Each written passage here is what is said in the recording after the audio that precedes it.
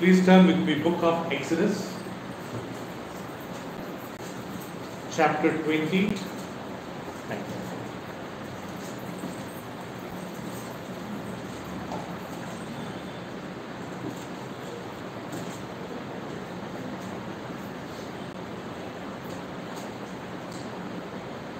Book of Exodus, chapter 20, verse 15. Can you read? Thou shalt not bear false witness. No, verse 15. Thou shalt not steal. Thou shalt not steal. Okay, Telugulo amma? నీ పొరుగువాని మీద దొంగిలించవద్దు. Verse 15. దొంగిలకూడదు. Right. So now we are continuing what we have left in the last week. పోయిన వారం ప్రియులారా మనం వదిలిపెట్టిన ఈ యొక్క పాఠాన్ని మనము కొనసాగిస్తాం. Okay? Last week what we have learned that we should not steal, we should not do any robbery. పోయిన వారం మనం నేర్చుకునేటప్పటికే మనం దొంగతనం చేయకూడదు, ఎవరి దగ్గర కానీ ఏమి దొంగిలించకూడదు అనే విషయాన్ని మనం నేర్చుకున్నాం కదా. దొంగతనం అంటే robbery means does not mean when somebody is sleeping we enter into their house, we break their lock and steal some money, steal some gold. That itself is not only stealing, but you have other forms of stealing also. దొంగతనం అంటే ఒకరు నిద్రపోతున్నప్పుడు వాళ్ళ ఇంటికి కన్నం వేసి వాళ్ళ తాళాలను పగలగొట్టి వాళ్ళ బంగారం వాళ్ళ డబ్బులు దొంగతనం చేయడం అదొక్కటే కాదు దొంగతనం పిల్లరా. దొంగతనాలలో చాలా ఉన్నాయంట పిల్లరా. అవి చేసినట్లయితే అది కానీ దొంగతనమే. Now let us see what John the Baptist was teaching about stealing. ఈ దొంగతనం గురించి బాప్తిసం ఇచ్చి ఏం మనకు బోధించాడో ఒకసారి మనం గమనించాం. Okay, please turn with me Luke's gospel. నాతో పాటు పిల్లరా లూకా సువార్త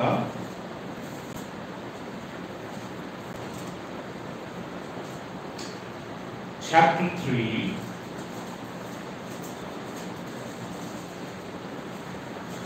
13 and 14. ఒకళ్ళు ఇంగ్లీష్లో ఒకళ్ళు తెలుగులో చదువుతారు. Luke's gospel chapter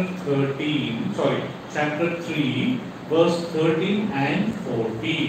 Maybe again Ani can you read loudly, slowly.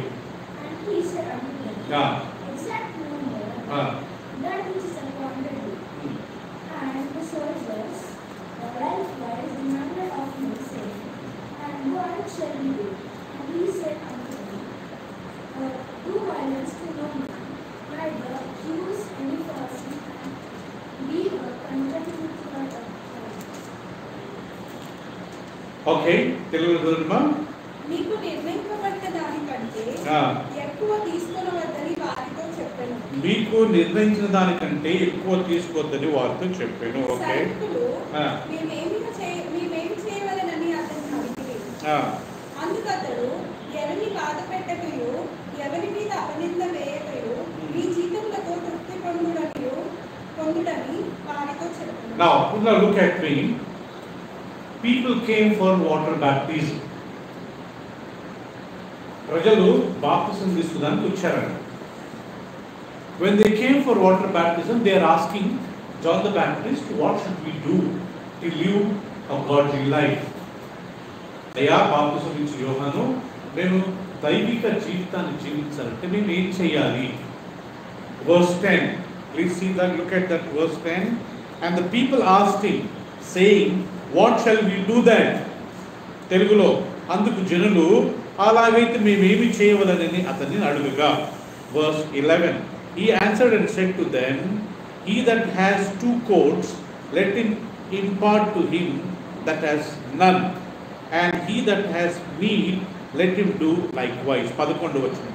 అతడు 2 అంగీలు ఉన్నవాడు ఏమీ లేని వానికి ఇవ్వవలెను, ఆహారం గలవాడును అలాగే చేయవలనని వారితో చెప్పాను. Verse 12. Then came publicans to be baptized, and said unto him, Master, what shall we do?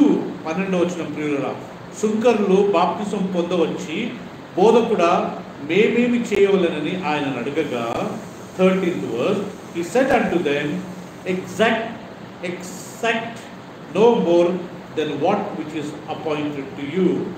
ఆయన మీకు నిర్ణయింపబడిన దానికంటే ఎక్కువ తీసుకునవద్దు అని వారితో చెప్పాను.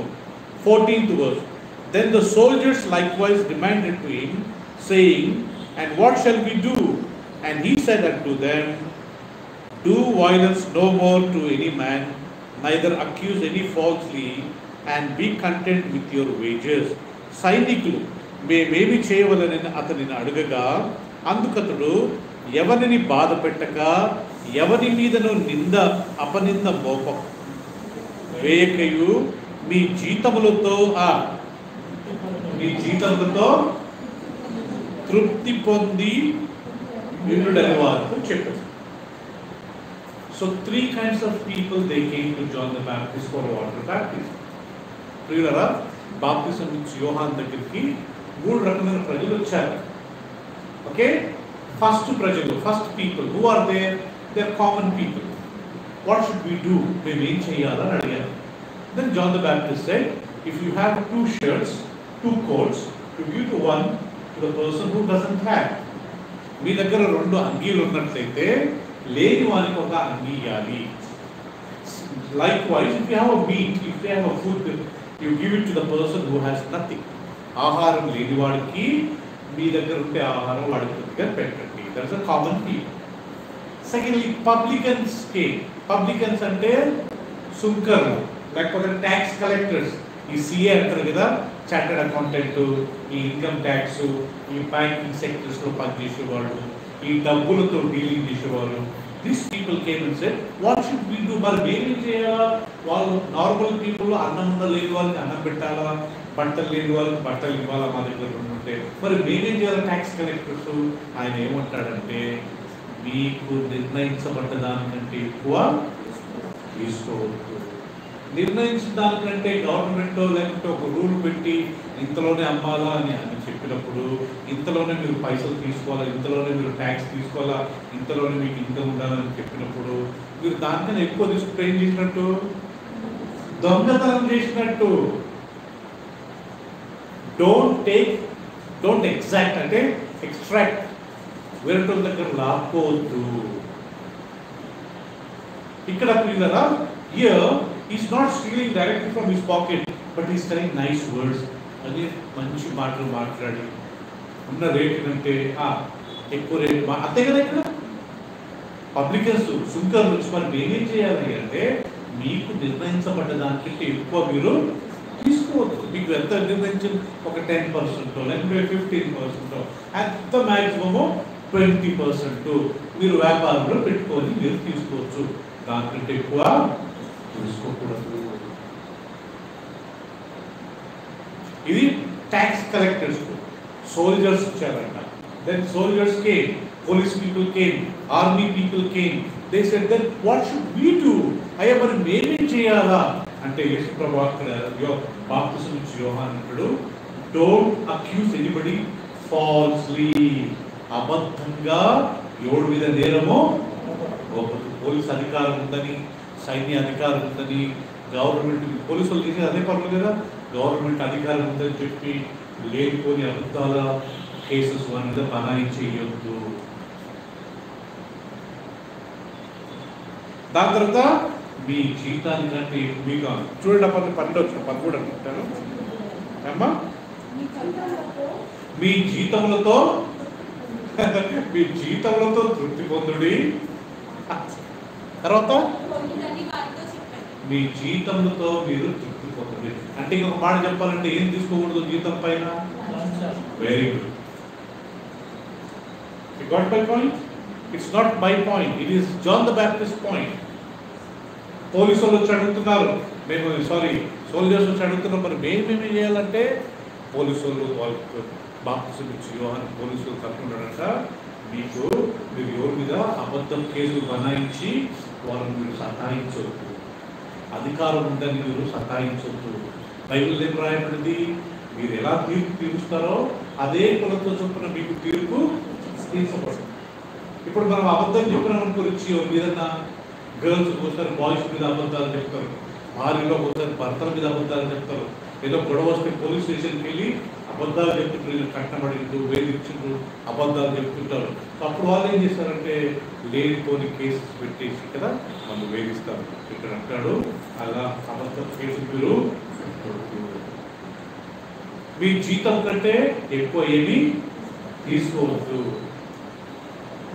జీతము ఇంగ్లీష్ తమిళ్లో చాలా బాగుందండి. సంబళం, తమిళ్లో జీతాన్ని సంబళం అంటారంట, లంచాన్ని గిబ్బడం అంటారు.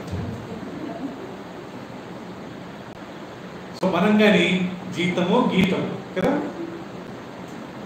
గీతం అంటే పాడే గీతం కాదు, ఏం గీతం?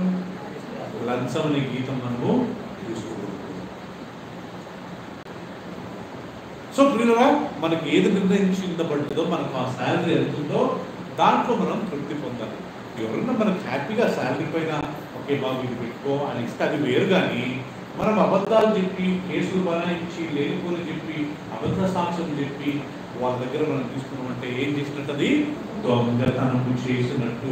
దొంగతనం అంటే పడుకున్నప్పుడు వాళ్ళ జాబ్ పాకెట్ల నుంచి, పర్సు నుంచి తీసుకోవడం ఒకటే కాదు, ఈవెన్ నా జీతం కంటే నేను ఎక్కువ తీసుకుంటే అదేంటంట? అది దొంగతనమే. నాకు నిర్ణయించబడిన దానికంటే ఎక్స్ట్రా నేను తీసుకున్నాను అనుకో, అది కానీ దొంగతనమే.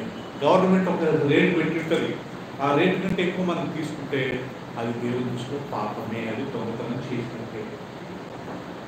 షీలా, నాకు ఇప్పుడు మ్యారేజ్ లైసెన్స్ వచ్చి ఆల్మోస్ట్ 20 సంవత్సరాలు అవుతుంది. ఇప్పటికీ నేను 150 మ్యారేజెస్ చేశాను. ఆ 150 మ్యారేజెస్లో మొదట ఒక 2-3 మ్యారేజెస్కి నేను ఎవ్రీ మ్యారేజ్కు 2000 అని ఫీజు పెట్టాను. నేను ఒకరోజు వాక్యం చదువుతున్నాను, నీకు ఏం ఖర్చు అయిందని నువ్వు ఫీజు పెట్టావు అని దేవుడు నాతో పాటులో లిటరల్గా వాక్యం ద్వారా, why are you taking 2000 rupees from them? నీకు ఏమైనా ఖర్చు అయిందా? అది వ్యాపారం చేసినట్టు కాదా? వాళ్ళు లంచం తీసుకున్నట్టు కాదా? దెబ్బకు ఆ రోజు నుంచి నేను పెళ్ళిళ్ళు చేస్తే నేను ఒక పైసలు తీసుకోను.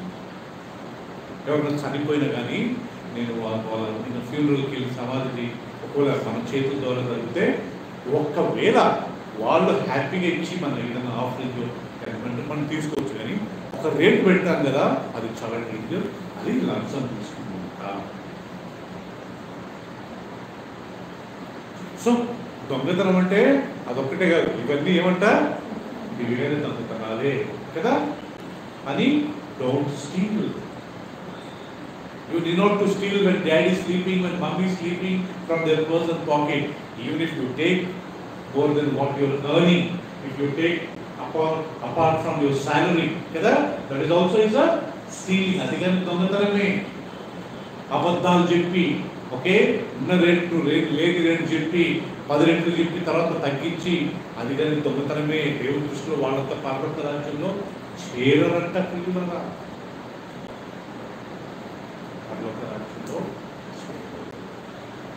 So first of all, Bible is teaching we should not steal. మనం దొంగతనము చేయకూడదు. పోయినసారి మనం నేర్చుకున్నాం, దొంగలు దేవుని రాజ్యంలో ప్రవేశించరు.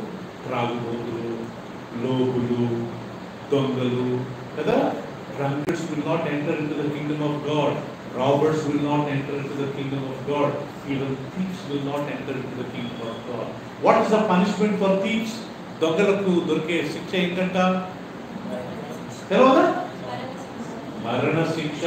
When you are caught, when you are stealing, the punishment then Hannah, okay, ఈమె పేరు హన్నా అండి. మన బ్యాప్టిజం తీసుకున్నప్పటి నుంచి ఆ పేరు మార్చుకో. So what is the punishment for them? It was a death is the punishment. How we know? Please turn with me Matthew's Gospel. దయచేసి మత్తయి సువార్త తీసుకుందామా? దొంగలకు ఎలాంటి పనిష్మెంట్ దొరుకుతుంది? What the robbers? What is the punishment for the thief? Matthew chapter 27.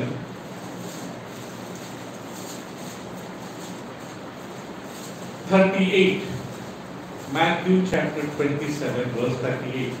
Now you see what is the punishment for the robbers. Okay, repeat loudly. 27:38.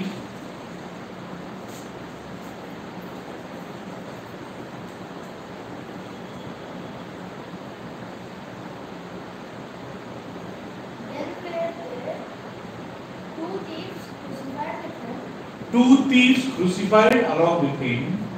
One on the right hand and one another on the left. Okay. మీరు చదవమ్మా Hannah.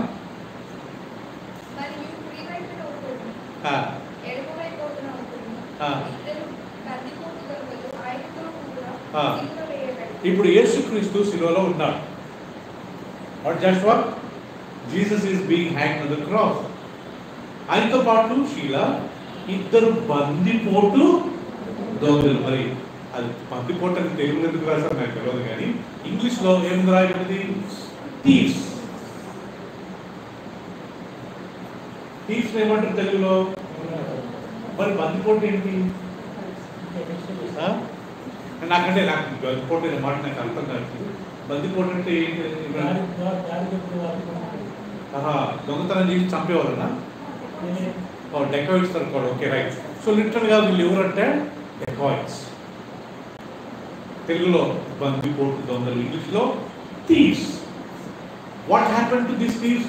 Even these two thieves are also crucified along with Jesus, one on the right, one on the left. యేసుక్రీస్తుతో పాటు ఇద్దరు బందిపోటు దొంగలను సిలువేశారంట. లాస్ట్కి ఏమైంది? వాళ్ళిద్దరు ఆ సిలువలో చనిపోయారు. సిలువలో ఎందుకు వేస్తారు? చంపడానికి.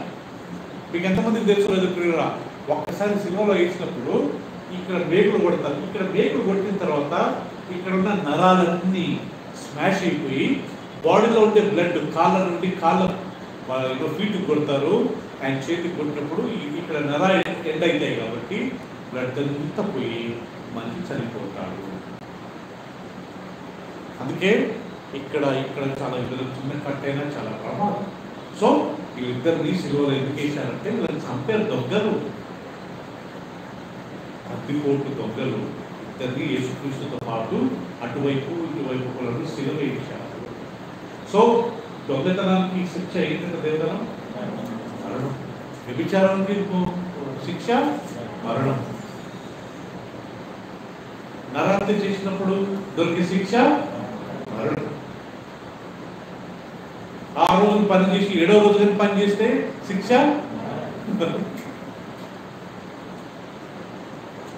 తల్లిదండ్రులను దూషించి తల్లిదండ్రులను గౌరవించిన వారికి ఏం శిక్ష? బాబోయ్, 10 ఏకర్ అన్ని మరణం శిక్షలే.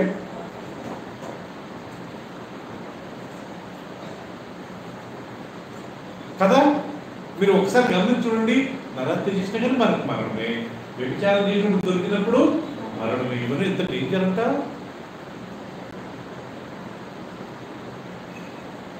దొంగతనం చేసిన వాడికి మరణం. ఇప్పుడు ఇద్దరిని సిలువలో వేశారంట, ఇద్దరు దొంగలను.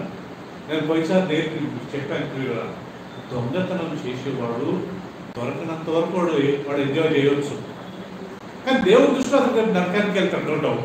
కానీ ఒకవేళ భూమి మీద అసలు దొంగతనం చేసినప్పుడు దొరికింది అనుకోండి, ఏం జరుగుతుందంట? నేను పోయిసారి చెప్పాను, 7 రెట్లు కట్టాలి. సామెతల గ్రంథం. Please turn with me book of Proverbs.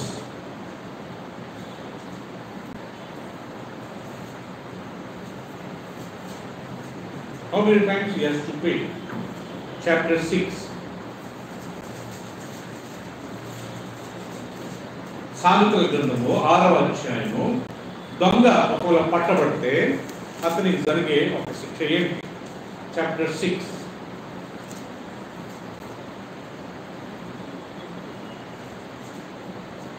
నేను చదువుతాను ఇంగ్లీష్లో. verse 30. Look at your Bible. Men do not despise a thief if he steals to satisfy his soul when he is hungry. But if he be found, he shall restore 7-fold. He shall give all the substance of his house. తెలుగులో, దొంగ ఆకలిగొని ప్రాణరక్షణ కొరకు దొంగల ఎడల ఎవరు వారిని తిరస్కరింపరు కదా, వాడు దొరికిన ఎడల 7 అంతలు చెల్లింపవలెను, తన ఇంటి ఆస్తి అంతయు అప్పగించాల. దొంగతనం చేసినంత వరకు మీరు ఏం కాదంట, అన్నం ఊరే పాపం ఆకలి అవుతుంది అని ఎవరు పట్టించుకోరంట. ఒకవేళ దొంగతనం చేసినప్పుడు దొరికితే ఏం చేస్తారు? ఏం చేస్తారు? 7 అంతలు. ఇప్పుడు ఎగ్జాంపుల్, నా మొబైల్ ఫోను ఇంకో ఎవరిదో మొబైల్ ఫోన్ 20,000కి నేను దొంగకున్నా. నన్ను పట్టుకున్నారు అనుకో, ఎంత పే చేయాలి నేను? 1,40,000 పే. అంతే కదా 7 రెట్లు అంటే. ఒక మేక దొంగ తెచ్చుకున్నాను అనుకో, దొరికితే 8 మేకలు ఇవ్వాలా? అదే క్లియర్ దాని అర్థము. ఒకడు ఆకలి ఉన్నప్పుడు దొంగతనం చేసినప్పుడు ఎవడు పట్టించుకోడు. కానీ ఎంత చక్కగా రాయబడ్డది కదా 31 చూడండి. కానీ వాడు దొరికిన ఎడల 7 చెల్లింపవలెను, తన ఇంటి ఆస్తి అంతయు ఇంటి ఆస్తి అంతా అప్పగించాలంట. పోలీస్ కేసు అవుతుంది, కోర్టులకు తిరగాల. ఇప్పుడుండే పరిస్థితుల్లో కోర్టు త్వరగా అవుతుందా? కనీసం 5 సంవత్సరాలు.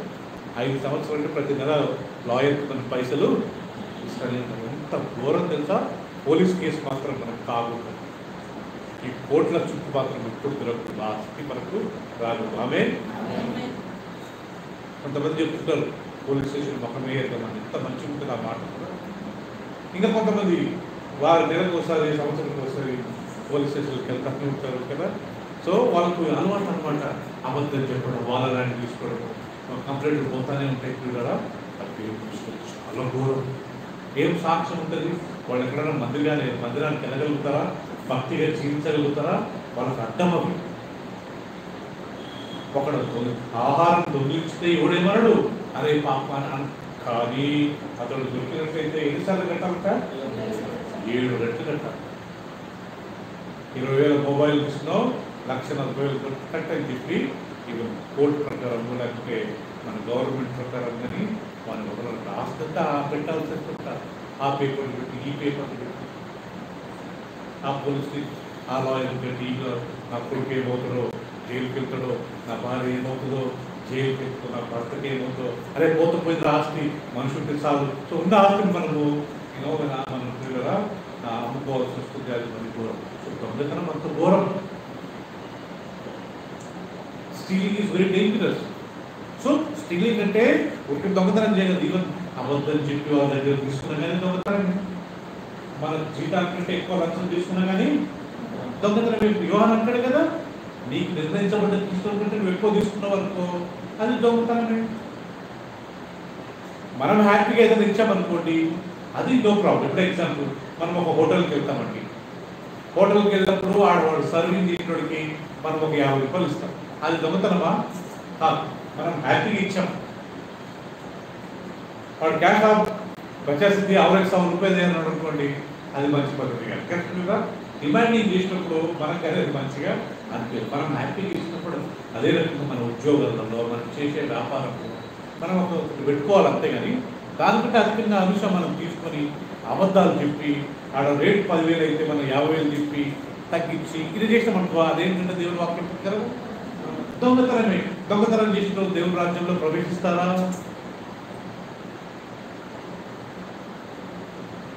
ఈరోజు నిరుడిని చంపకపోవచ్చు, కానీ దాని పరిణామం చాలా ఘోరం అండి. జైళ్ళలో పోయి చూడండి, దొంగలు ఎంతో మంది నరాత్రి చేసిన వాళ్ళు దాన్ని ఉంటారు, వ్యభిచారం చేసిన పట్టబడ్డ వాళ్ళు దాన్ని ఉంటారు, దొంగతనం చేసిన వాళ్ళు కానీ అక్కడే ఉంటారు. పెద్ద పెద్ద దొంగలు కదా మన దేశాన్ని దోచుకుని బ్యాంకులకు సున్నాలు పెట్టి ఇంగ్లాండ్కి అక్కడ ఇక్కడ పారిపోయిన ఎంతమంది లేదా?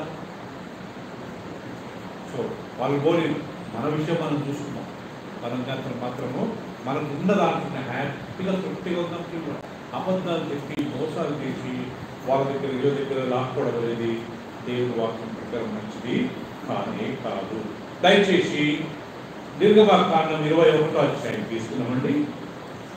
నిర్గమకాండం పోయినసారి మనం నేర్చుకున్నాము. Book of exodus chapter 21.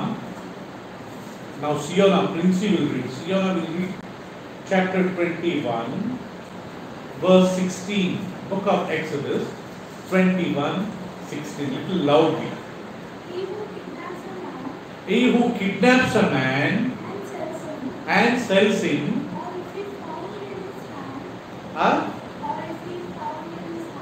if he found in his hand, surely he should be put into death. Devaran చదవండి. నరుని దొంగలించి ఒకడు నరుని దొంగలించి అమ్మినను తన యొక్క నుంచి కొనినను. ఒకవేళ ఒక వ్యక్తిని కిడ్నాప్ చేసి అమ్మినా ఆ వ్యక్తిని ఆయన దగ్గర పెట్టుకున్నా పాత కాలం ప్రకారం వాడు నిశ్చయముగా మరణ శిక్ష అందును. నువ్వు ఇంకొక మనిషిని కిడ్నాప్ చేసి అమ్మడం ఏంటి? అదే కదా దీని అర్థము. ఒకడు ఇంకొక నరుని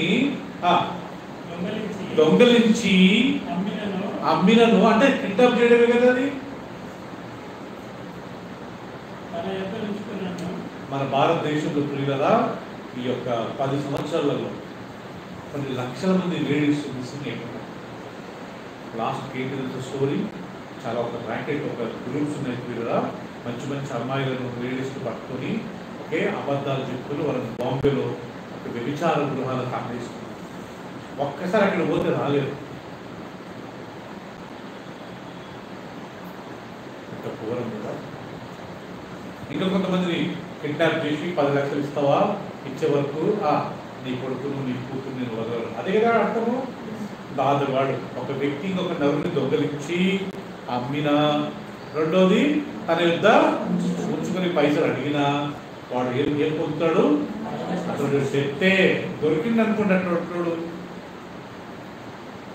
నేను నిన్న అనుకుంటా ఫేస్బుక్లో ఫేస్బుక్లో ఇక్కడ నేను నా చోటుప్పల్లో ఒకడు ఇన్నోవాలో వచ్చి ఒక చిన్న పాప అక్కడెక్కడ ఆడుకుంటుంటే స్కూల్ దగ్గర ఆ అమ్మాయిని లిటరల్ తీసుకొని ఇన్నోవా వేసేసి ఇంకా పోతుంటే వాళ్ళ ఇంకా బైక్ ఇద్దరు ఫాలో అయ్యి లాస్ట్ అక్కడిని చేంజ్ చేసుకుంటారు. బండలు వాళ్ళకి కాల్ తీసి బండలు పెట్టి లాస్ట్ పట్టుకున్నారు. కనీసం ఒక 150 మంది 200 మంది ఉన్నారంటాడ. ఒక్కొక్కడు ఒక్కొక్క దెబ్బ పట్టారు. లిటరల్ కళ్ళు ముక్కు పండు అన్నీ పగిలిపోయింది. నాకు తెలిసి అతను చనిపోయింది కాదు. అక్కడ దొంగతనం చేసినప్పుడు నరుణ్ణి వదులుతారా? నార్మల్గా దొంగతనం డబ్బుగా సర్వై ఉండొచ్చు, లేకపోతే ఏమైనా వస్తువు అయి ఉండొచ్చు, మనుషులు అయి ఉండొచ్చు. మనకు సంబంధించింది మనం దాన్ని తీసుకున్నాం అనమాట. అదేంటంట అది దొంగ, అది నాది కాదండి, అది నాకు సంబంధించింది కాదు, నాకు అది. ఓకే ప్రియులారా, ఇంకొక వాక్యం తీసుకుందామా.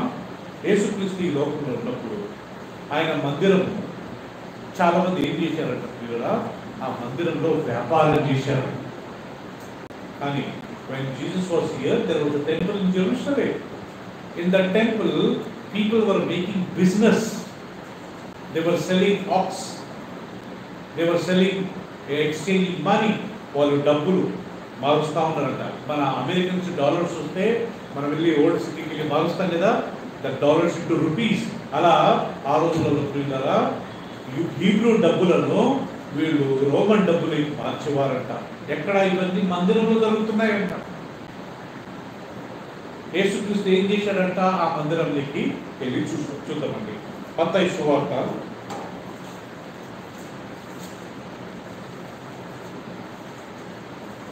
21వ అధ్యాయము, మాథ్యూ 21 verse 13, 13వ వచనం. మందిరంలో మనం వ్యాపారం చేయొచ్చా? యూట్యూబ్లో ఫేస్బుక్లో వినే ప్రతి ఒక్కళ్ళు వినండి దయచేసి. మందిరాలలో వ్యాపారం చేసే వాళ్ళందరూ ఒకసారి గుర్తుపెట్టుకుందాము. Even praise the lord fellowship మనకు కానీ చూడరా మందిరం ఎంత పరిశుద్ధమైందో. 21వ అధ్యాయము 13వ వచనము. ఎవరినప్పుడు చదవండి తెలుగులో. యేసు దేవాలయంలో ప్రవేశించి క్రయ విక్రయములు చేసే వారందరినీ వెళ్ళగొట్టి రూకలు మార్చు వారి బలను గోలము వారి పీఠములను పడదోసి రూకలు మార్చు వారి యొక్క బల్లలను గోలము వారి పీఠములను పడదోసి నా మందిరము ప్రార్థనా మందిరమును నా మందిరము ప్రార్థనా మందిరమును రాయబడి ఉన్నదని. అయితే మీరు దానిని దొంగల గుహలా చేసేది వాడని. అమ్మా, మీరు నా మందిరాన్ని ప్రార్థన గృహాన్ని ఎలా మార్చారు? ఎలా మార్చారంట? దొంగల గుహగా మార్చారంట. వీళ్ళు ఏం చేస్తున్నారు మందిరంలో ప్రియులారా? అందరూ ఆవులను, గొర్రెలను, మేకలను, ఎద్దులను అమ్ముతున్నారు. and they were exchanging money.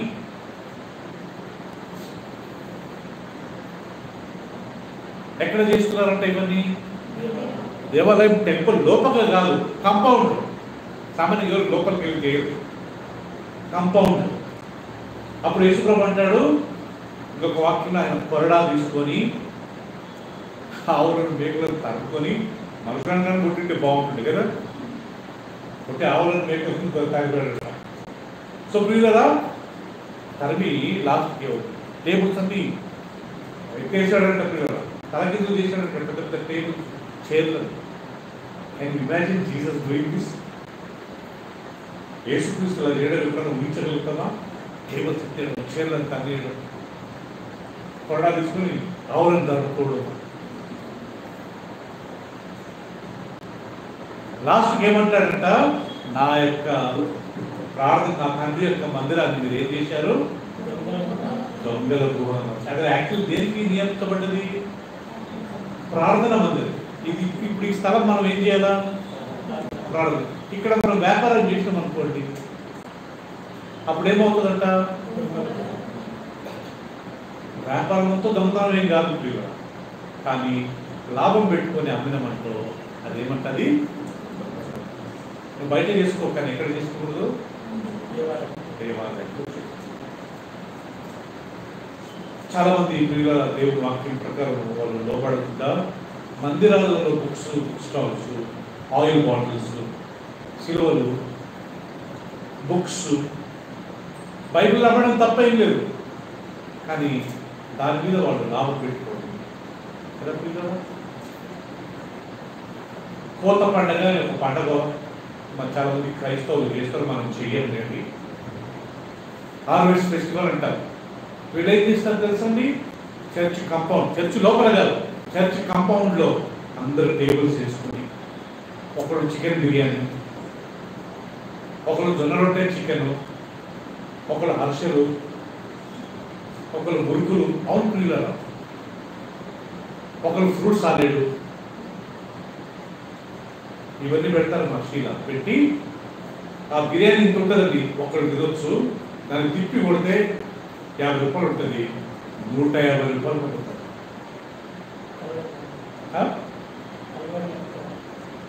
చాలా మందిరాలను అమ్ముతారు. హార్వెస్ట్ ఫెస్టివల్, ఈ 50 రూపాయలు వీళ్ళు వీళ్ళు పెట్టింది 50 రూపాయలు. ఒక బిర్యానీ మీద వచ్చేది లాభం ఎంత? 100. ఈ 100 తీసుకెళ్ళి ఏం చేస్తారు తెలుసా? దేవుని మందిరం కానుక పెట్టి వేస్తారు. దేవుడు ఎలాంటి డబ్బు తీసుకుంటాడు? ధీరజ్,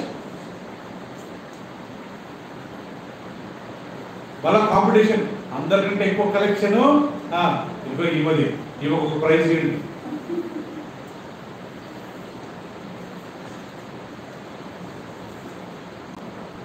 ఒక వారం నుంచే ఫుల్ ప్రిపరేషన్ అక్కడ చర్చ్లో అనౌన్స్ చేస్తారు. వచ్చేవారం మనకు కోత పండుగ ఉందమ్మా, అందరు ఎవరెవరు స్టాల్ పెట్టుకుంటారో మీ నంబర్ మాకు ఇవ్వండి, ఇది ఇవ్వండి. వాళ్ళు ఇస్తారు, వాళ్ళకి ఒక టేబుల్ ఇస్తారు. ఓకే, అదేంటో నాకు అర్థం కాదు. లిటరల్గా ఈ హిందూ టెంపుల్స్ ముందు జాతరలు ఉంటాయి కదా, అక్కడ పెట్టి అమ్ముతుంటారు. వీళ్ళు మొత్తం పెట్టింది 5,000, వచ్చింది 15,000. ఈ 15,000 దేవుడికి ఇస్తారు, దేవుడి సేవకు ఇస్తారు. దేవుడు అలా యాక్సెప్ట్ చేస్తాడు కదా. అది ఎక్కడ చేసుకుంటారు ఆ వ్యాపారము? ఎక్కడ చేసుకుంటారు? మందిరం కాంపౌండ్ లోపల. హిందూ టెంపుల్స్, ముస్లిం టెంపుల్స్ గురించి చెప్పట్లే మనం. దేని గురించి చెప్తున్నాము? క్రైస్తవుల గురించి చెప్తున్నాం. యేసుక్రీస్తు ఒక మందిరంలో వ్యాపారం ఓకే అయితే ఆయన తరుముకుండేవాడా? పర్మిషన్ ఇచ్చేవాడా? అంతే తీసుకుంటారు బాబు. కానీ మంచి పద్ధతి కాదు. మళ్ళీ కాంప్లిమెంట్ బిర్యానీ బాగుండే, హర్షలు బాగుండే కదా పిల్లలు. ఆడ పాస్టర్ ఈ దేవుని వాక్యం ప్రకారం తప్పు.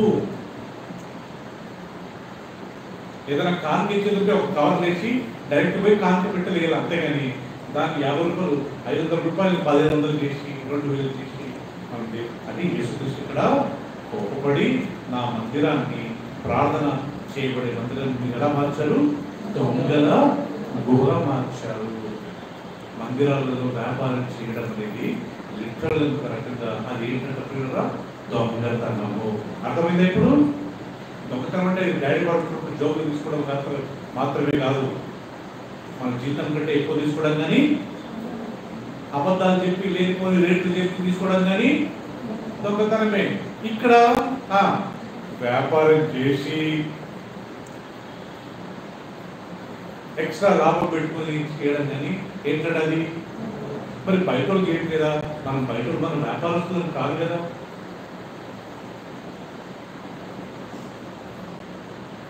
ఇంకొక స్థలంలో యేసుక్రీస్తు అంటాడు, నా మందిరాన్ని మీరు వ్యాపార స్థలంగా మార్చారు అని.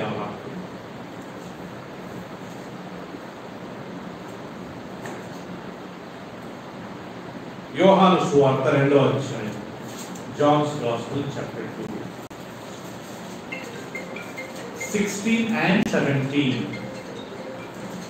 Chapter 2, 16 and 17. యోహాను సువార్త. అందరు తీయండి ప్రియులారా, నేను చదువుతాను. యోహాను సువార్త 2వ అధ్యాయము 16, 17 నేను చదువుతాను, ఒకసారి గమనించండి. రైట్. మీ 14. దేవాలయంలో ఎడ్లను, గొర్రెలను, పావురములను అమ్మువారును రూకలు మార్చువారిని కూర్చున్నట్టు చూసి త్రాళ్లతో కొరడా చేసి గొర్రెలను, ఎడ్లన్నింటినీ దేవాలయంలో నుండి తొలివేసి రూకలు మార్చువారి రూకలు చల్లివేసి వారి బల్లలు పడద్రోసి పావురములు అమ్మువారితో వీటిని ఇక్కడ నుండి తీసుకుని పోండి, నా తండ్రి ఇల్లు వ్యాపారం ఇల్లుగా చేయబడని వారు అని చెప్పాను. Don't make my father's house as a business house. ఆవులను, గొర్రెలను, మేకలను, పావురాలను అమ్మేవారిని చూసి ఇది తీసుకెళ్ళడమ్మా. రూకలు మార్చి వాళ్ళ బల్లలు తలకిందులుగా చేశాడు. కొరడా తీసుకుని వాటిని తరుపుకున్నాడు. ఏమనుంది? నా తండ్రి మందిరాన్ని మీరు ఏం చేయొద్దు, వ్యాపార స్థలంగా చేయొద్దు. కదా చాలా చర్చస్లలో వ్యాపారం చేస్తారు, అంత బల క్రిస్టియన్సే. అక్కడికి అసలు వెళ్ళకూడదు మనము. నేను స్టాల్ పెట్టలేదండి, మనం పోయి కొన్నాం అనుకోండి, స్టాల్ పెట్టడం కంటే వస్తున్నాం. మనం కొంటే కొనుక్కుంటే వాళ్ళు పెడతారా? చాలా చర్చెస్లో చేస్తారండి. ఈ పెద్ద పెద్ద చర్చెసే ఈ చిన్నగా కొంచెం స్టార్ట్ అయ్యింది. మన దేవుడు అలాంటి వాడ. నేను ఒకరోజు టీవీ 9లో న్యూస్ ఉన్నాను. మన ప్రపంచం అంతట్లో చాలా ధనవంతుడైన దేవుడు, నేను పేరు చెప్పండి అని ఒక పేరు ఇచ్చారు దేవుడికి. మన దేవుడికి అలాంటి డబ్బు అవసరమా? నెలకి మీ కొంత బంగారం, మీ కోట్ల పైసలు కదా అవసరమా? దేవుడికి అంత డబ్బు అవసరమా? స్థలం అంటాడు, బంగారం వెండంత నాది అని ఒక వాక్యం నుంచి. పర్వతం ఉండే పశువులన్నీ నాయి అంటాడు. God says everything belongs to me. అలాంటి ఆయనకు మనం బంగారం ఇచ్చి, ఆయన పైసలు ఇచ్చి మనం చేయగలుగుతామా? ఏం పదేమా చేయగలుగుతామా?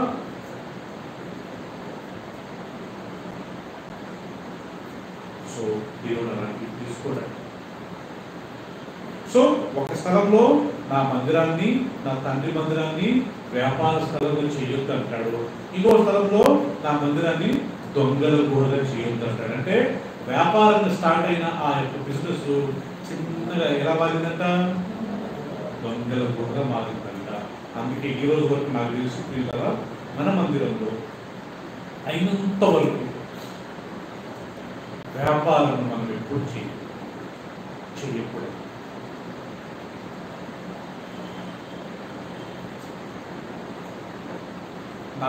నాకు తెలిసి ఒక 20 years నుంచి మనం అలవాటు ఉన్నాము. మ్యాక్సిమం ట్రై చేస్తాం చేయకుండా ఉండడానికి. చేయకూడదు కదా, అది దేవుని దృష్టిలో అది దొంగతనమే.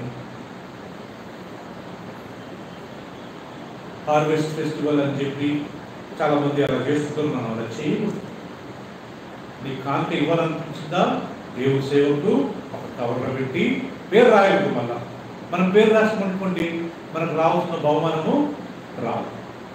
మనం కుడి చేతితో ఇస్తే మన ఎడమ చేతికి, అంటే దాని అర్థం ఏంటంటే మనం ఇచ్చినప్పుడు మన భార్య గెలవకూడదంట, మనం ఇచ్చినప్పుడు మన భర్త గెలవకూడదంట, మనం ఇచ్చినప్పుడు మన పేరెంట్స్ మన తల్లిదండ్రులు గెలవకూడదంట, చెప్పి మాత్రము ఇవ్వకూడదంట.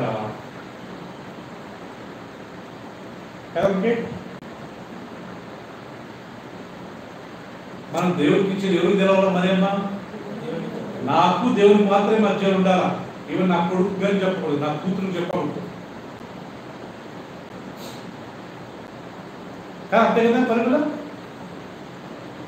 కుడి చేస్తే ఎడం చేయి తెలవకూడదంటే అర్థం ఏంటి కదా? ఇవి ఇక్కడ భార్య భర్తలు రిలేషన్షిప్ ఉంటుంది. మనం ఏమైనా అనుకోండి భార్య అంతెందుకు అన్నది అనుకోండి. ఒక్కోసారి భార్య ఇవ్వబోతుంది, భర్త ఎందుకు ఇస్తున్నాం? నాకు తెలుసు కొన్ని ఫ్యామిలీస్ ఉంటారు, ఆడ భర్త వెళ్ళి చూస్తున్నాడు ఆమె ఎక్కిస్తుంటాం. ఇంకా కొంతమంది భార్యలు ఉన్నారు, ఈయన లోపలికి వెళ్ళి ఏం చేస్తాడో ఎక్కిస్తాడో చాలా వాళ్ళ చేతిలో పెట్టుకుంటారు, వాళ్ళ పర్సులోనే ఉంటాయి. వాళ్ళ భర్తను అసలు పోలేదు, సంపాదించింది ఆయన మొత్తం ఈమె దగ్గర పెట్టుకుంటుంది. దేవుడి సేవగా నీయదు. చాలా తప్పండి. లక్షల రూపాయలు పెట్టి పంటలు కొంటాము, లక్షల రూపాయలు పెట్టి కార్లు కొంటాము, లక్షల రూపాయలు పెట్టి ల్యాండ్స్ కొంటాము, లక్షలు పెట్టి పంటలు కొంటాము, లక్షలు పెట్టి ఏదేమో పెడతాము. దేవుడు సేవ ఇచ్చినప్పుడు వచ్చిందా 500 దగ్గర, 1000 రూపాయల దగ్గర, ఆ 2000 దగ్గర.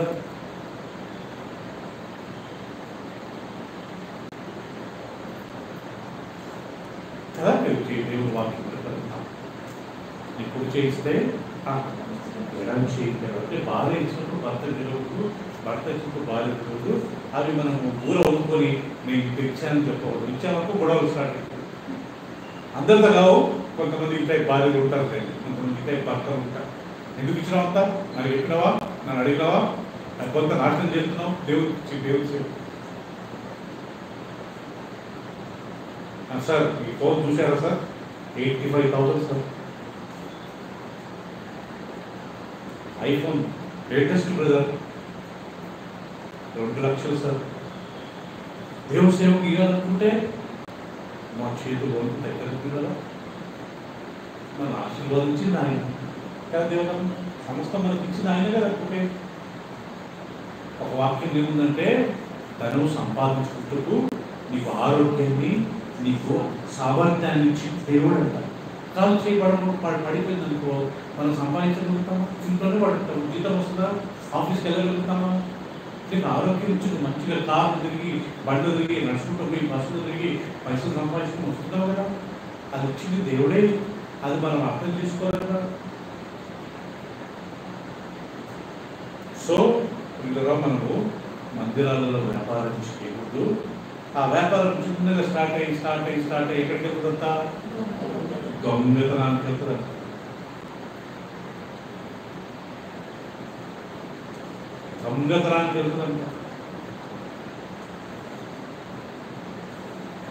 దొంగ దేవుని రాజ్యంలో ప్రవేశించరు.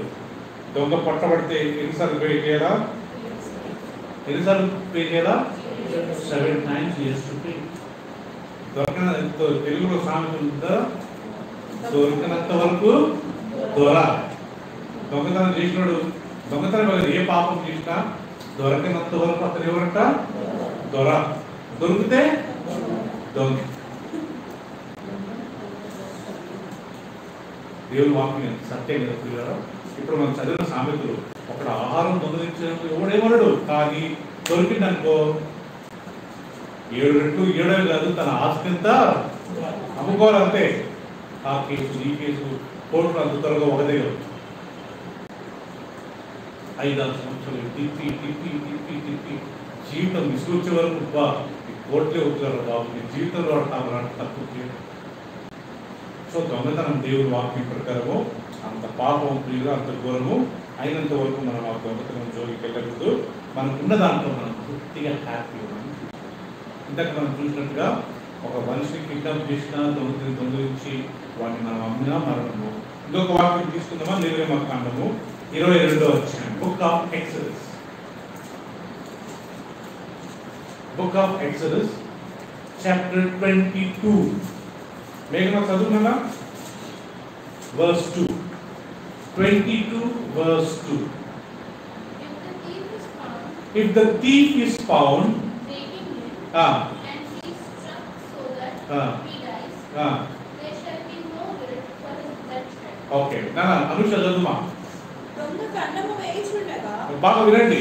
దొంగ ఒక ఇంటికి వచ్చి కన్నం వేయించుండగా వాడు దొరికి చచ్చినట్లు కొట్టబడిన ఎడల అందువలన రక్తపరాధము సూర్యుడు ఉదయించిన చాలా తరువాత దీని అర్థం ఏంటంటే, ఒక దొంగ వచ్చాడు, దొంగతనం చేసినప్పుడు నేను బై మిస్టేక్ ఆ దొంగను పట్టుకుని కొట్టాను అనుకోండి, అతను చచ్చాడు అనుకోండి, నా మీద కేసు ఉండదంట. ఎందుకు? నా వస్తువులు కాపాడుకోవడానికి నేను ఆయన కోరిక నేను కాపాడుకుంటున్నాను. వాడు మా మాట ఏంటంటే కాబట్టి నేను చెయ్యి దెబ్బ కొట్టాను, అప్పుడు నా మీద ఎలాంటి కేసు కాదు. అర్థమైంది కదా? కానీ అల్టిమేట్గా దేవుడు వాక్యం ప్రకారం దొంగతనం అనేది మంచి పద్ధతి కాదు. ఒకడు ల్యాండ్ తీసుకున్నా, ఒకడు డబ్బు తీసుకున్నా,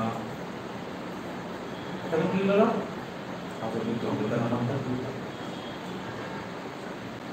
అబద్ధం చెప్పినా, మనకి ఇచ్చిన శాలరీ కంటే ఎక్కువ మనం సంపాదించినా, ఎక్కడ లంచం తీసుకున్నా, అదొక దేవుని వాక్యం ప్రకారం దొంగలకు దొరికే శిక్ష ఏంటంటే అది వచ్చి ఇద్దరు దొంగల నుంచి దాంట్లో లాస్ట్ ఒక దొంగ పశ్చాత్తాపడ్డాడు కదా, దేవా మీరు చేసిన తప్పు క్షమించండి, మీ రాజ్యంలో నన్ను జ్ఞాపకం చేసుకుని అంటున్నదే యేసు ప్రభువుని క్షమిస్తాను. మనకు ఏదైనా ఎవరైనా పైసలు ఇస్తే మనం కరెక్ట్ దాని లెక్క మనం వాళ్ళకి వచ్చి అది ఎంత మంచిది కదా పిల్లలు.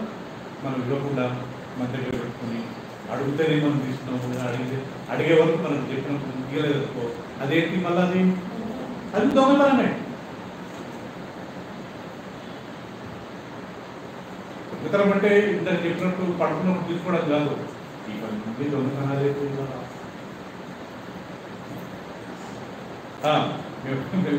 బ్లెస్సింగ్ యూపీఎల్ సంస్థలు ఉంటే అక్కడ ఒక 100 రూపాయలు ఇచ్చేవారు. ఆ 100 రూపాయలు బస్సుకి ఇంత, పెట్రోల్కి ఇంత, అక్కడ ఛాయ్ తాగినాము, అన్ని రాజకీయాల పరంగా లాస్ట్ చిల్లర వాళ్ళకి ఇవ్వాలి. అది మంచిదే కదా దేవుడు ఒక రకంగా. ఎవరైనా ఏదో మోసం చేసినట్టు మనకు వాక్యం తెలుసు. 10 కమాండ్మెంట్స్ ఒక కమాండ్మెంట్ దొంగలించకూడదు. You should not steal. If you steal, that is sin.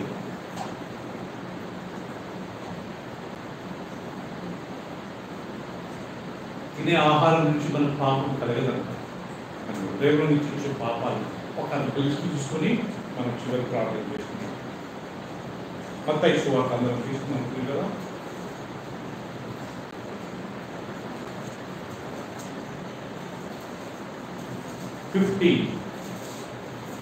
Matthew chapter 15 verse 19. Matthew 15 verse 19. Dhanalakshmi తెలుగులో చదువుమా.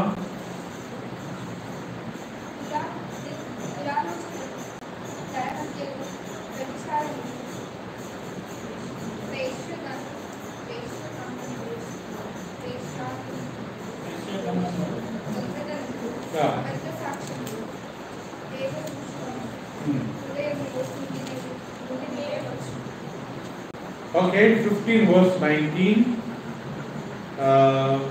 Probably Richie can read. For out of the heart proceed evil thoughts, murderers, adulteries, fornication, thefts, false witness, blasphemies, these all things which defiles a man, but to eat with unwashed hands does not defile a man. 18 తెలుగులో, నోటిలో నుండి బయటికి వచ్చినవి హృదయం నుండి వచ్చును, ఇవి మనుషుని అపవిత్రపరచునని మీరు గ్రహింపరా. దురాలోచనలు, నరహత్యలు, వ్యభిచారములు, వేశ్యగణములు, దొంగతనములు, అబద్ధ సాక్ష్యములు. ఇక్కడ దొంగతనం వచ్చింది కదా, అబద్ధ సాక్ష్యములు, దేవదూషణలు అన్ని హృదయంలో నుండియే వచ్చును, ఇవి మనుషులను అపవిత్రపరచును అని చెప్పాను. కానీ చేతులు కడుపుకొనక భోజనం చేయక మనుషుని అపవిత్రపరచదని చెప్పాను. ఒకరోజు యేసుక్రీస్తు శిష్యులు చేతులు కడుపుకుండా అన్నం తిన్నారంట. ఈ పరిచయం వచ్చి యేసుప్రభుని పట్టుకొని, నీ శిష్యులు చేతులు గడుపుకుండా అన్నం తిన్నారు, ఓకే, అంతగాని తెలియలేదా అంతగాని అని యేసుప్రభుని వీళ్ళు క్లాస్ పెడుతున్నారంట. అప్పుడు ఆయన ఏమన్నాడంటమ్మా, అనుష బాబు, చేతులు గడుపుకుండా తినడం మనిషిని అపవిత్రపరచును, హృదయంలో నుంచి వచ్చేవి మనిషిని అపవిత్రపరచును. తినడము నువ్వు ఏది తినగానే కడుపులో నుంచి ఒకరోజు వాష్రూమ్లో నుంచి బయటకు వెళ్తుంది, కానీ హృదయంలో నుంచి బయటకు వచ్చే మనుషుల్ని అపవిత్రపరుస్తాయి. దురాలోచనలు, వేశ్యతనము, దొంగతనములు. ఈ దొంగతనములు ఫస్ట్ ఎక్కడ పుడతాయంట? హృదయంలో. ప్లాన్ చేసి పెట్టుకుంటాం కదా, ఆడికి వెళ్తే కరెక్ట్ ఈ అబద్ధం చెప్పి వాళ్ళ దగ్గర వెళ్తే పైసలు తీసుకోవాలా, అది కలిగి కదా హృదయంలో వచ్చే ఆలోచన. నేను ఈ మాంసం తినను, నేను అది తినను, ఇది తినను. వాళ్ళందరికీ లెసన్ ఏంటంటే, తినడం వల్ల ఒక వ్యక్తి అపవిత్రుడు, అబద్ధం చెప్పి మోసాలు చేసి ఒకే చిన్న చిన్న తలపులు చేయడం, అది మనిషిని అపవిత్రపరుస్తుంది. ఏ మాంసం తినకపోవడం అది మంచిదేండి, కానీ అది తినడం వల్ల అపవిత్రం కాదు. చేతులు గడుపుకుండా తినడము, లేకపోతే ఆ మాంసం తింటే ఈ మాంసం తింటే అపవిత్రులు అవుతాము, అది బైబిల్ ఎక్కట్లేదు. మీరు ఏదైనా తినండి, అది అపవిత్రపరుస్తుంది. ఏది అపవిత్రపరుస్తుంది? హృదయంలో నుంచి వచ్చే తలపులు. ఏదంటా చూడండి, మళ్ళా అది ఏ పాపం అంటారు కదా, చదువుమా గట్టిగా. దురాలోచనలు, నరహత్యలు, వ్యభిచారములు, వేశ్యగమనములు, దొంగతనములు, అబద్ధ సాక్ష్యములు, దేవదూషణలు ఉదయంలో నుండి వచ్చును. ఇవే మనుషులను అపవిత్రపరచును కానీ అర్థమైంది కదా, మనిషిని అపవిత్రపరచుతూ మన హృదయంలో నుంచి ఒక వ్యక్తి గురించి చెడు ఆలోచిస్తే అది మనల్ని పాపంలో పడుతుంది. దొంగతనం చేయాలని ఆల్రెడీ ప్లాన్ చేసాం అనుకో, అది మనుషుల్ని పాపంలో పడేస్తుంది కదా ప్రియులారా. దొంగతనం చేయాలా అది ఆల్రెడీ డిసైడ్ చేసుకున్నాం అనుకో, అది మనుషుల్ని అపవిత్రపరుస్తుంది. మాంసం తినడం వలన, లేకపోతే చేతులు కడుక్కోకుండా తినడం మనుషుల్ని అపవిత్రపరచదు. మరి ఏ మాంసాన్ని తినొచ్చు, ఏ ఆహారం అని తినొచ్చు, తినేవాడు తినొచ్చు, తిననివాడు తినకపోవచ్చు, దానివల్ల మనిషి అపవిత్రము కాదు. సో కాబట్టి ప్రియులారా, దొంగతనము దేవుని వాక్యం ప్రకారము 8వ ఆజ్ఞ, దొంగతనము చెయ్యకూడదు. మనకు దేవుడు నిర్ణయించిన దాన్నే మనం తీసుకోవాలి, దానికి ఎక్కువ లక్ష్యాలు తీసుకోకూడదు కదా. You should not take what is more than given. So 8 commandments లో ప్రియులారా ఇది 8th వన్. ఫస్ట్ కమాండ్మెంట్ ఏంటంట, పైన ఆకాశం ఉందే కానీ, కింద భూమి అందే కానీ, భూమి కింద ఉండే నీటి అందే కానీ ఏ రూపము చేసుకునకూడదు, వాటికి నమస్కారము చేయకూడదు. What is the first commandment honey? So on above the earth or above the heaven or on the earth or below the water, you should not make any images. You should not bow down to them. ఏ విగ్రహం చేసుకోకూడదు, ఏ మూర్తి చేసుకోకూడదు, ఏ బొమ్మలు చేసుకోకూడదు, దాని ముందు నమస్కారము చేయలేకూడదు. రెండో ఆజ్ఞ ఏం తెలుసు కదా, నీ దేవుడైన యెహోవాను ద్వేషించి ఆయన ఆజ్ఞల ప్రకారం జీవించుకుంటే తండ్రుల దోషములు పిల్లల మీదకి 3 లేక 4. సో సెకండ్, దేవుడిని ద్వేషించే వాళ్ళంతా those who hate God. మరి నన్ను ప్రేమించి నా ఆజ్ఞల చొప్పున జరిగించువారు ఎన్ని తరాలు? 1000 తరాలు. If you love me and obey my commandments, I will bless them for 1000 generations. నేను చనిపోయి దేవుడి దగ్గరికి నా పిల్లలు వారి పిల్లలు అట్లా 1000 జనరేషన్ వరకు పిల్లల దేవుడి కృప మనపై మన తల్లిదండ్రులు ఎంత తల్లిలో తెలుసో దేవుడు ఈరోజు మనం నమ్మకం వల్ల రేపు మన పిల్లలు వారి పిల్లలు కదా, ప్రిన్సీ పిల్లలు, వేగన పిల్లలు, ఎగ్జామ్ రేపు మ్యారేజ్. సో వీళ్ళ పిల్లలు దేవుడు అట్లా పరలోకానికి మనం వెళ్ళినా మన పిల్లలకి God will keep on bless 1000 generations. Shall we say hallelujah? Hallelujah. Third commandment, నీ దేవుడైన యెహోవా నామమును వ్యర్థముగా ఉంచు. వేస్ట్ ఊరుతున్న ప్రభు నామమును వ్యర్థంగా ఉంచు. 4వది 6 రోజులు పని చేయాలి, 7వ రోజు విశ్రాంతి తీసుకోవాలి. 6 days మనిషికి ఒక రోజు రెస్ట్ ఉండాలి. There is a fourth commandment. What is the fifth commandment? మనం పోయి 2-3 వారాల క్రితం నేర్చుకున్నాము. 5వది నీ తల్లిదండ్రులు సన్మానం. That is the fifth command. You have to honor your father and mother. దాని తర్వాత నరహత్య చేయొద్దు. మనం సంపాదించిన అవసరం లేదు, కోపపడితే చాలంట. ఏం చేసినట్ట? What is the anger spelling? A-N-G-E-R. What is the danger spelling? Anger కి డి యాడ్ చేస్తే ఏమవుతుందంట? సో సంపాల్సిన అవసరం లేదు, కోపపడితే చాలంట. ఏం చేసినట్టు? తర్వాత వ్యభిచరించవద్దు. మనం ఒక స్త్రీని ఒక పురుషుని చూసి చెడుగా ఆలోచించినా మనం ఏం చేసినట్టంట?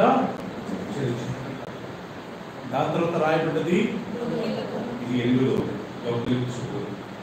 నాకు వచ్చిన జీవితంలో నాకున్న ఇన్కంలో నాకున్న దాంట్లో నేను తృప్తి పొందాను కదండి.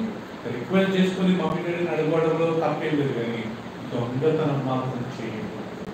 ఏదో ఒక రకంగా సంపాదించి భూమి మీద బతకాలనేది అది వాక్యం ప్రకారం కరెక్ట్ కాదు. నీతిగా న్యాయంగా ఏ పని చేసినా నీతిగా న్యాయంగా ఒక 10% మ్యాక్సిమం 20% మనం మార్జిన్ పెట్టుకుని మనం వ్యాపారం చేసినలో తప్పేం లేదు.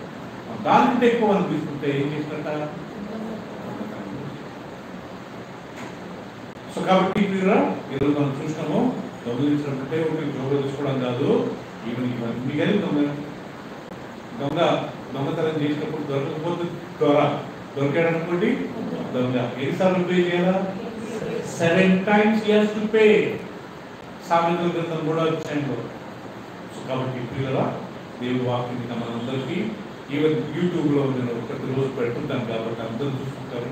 ఆల్మోస్ట్ 500 to 600 మెంబర్స్ ఏంటంటే వేసి అవర్ మెసేజెస్ కాబట్టి జనరల్గా అందరికి. కాబట్టి మనం అయినంత వరకు వాటి జోలికి వెళ్ళకుండా నీతిగా న్యాయంగా కూడా మనం చనిపోయినా దేవుడు నాకు చనిపోతాం.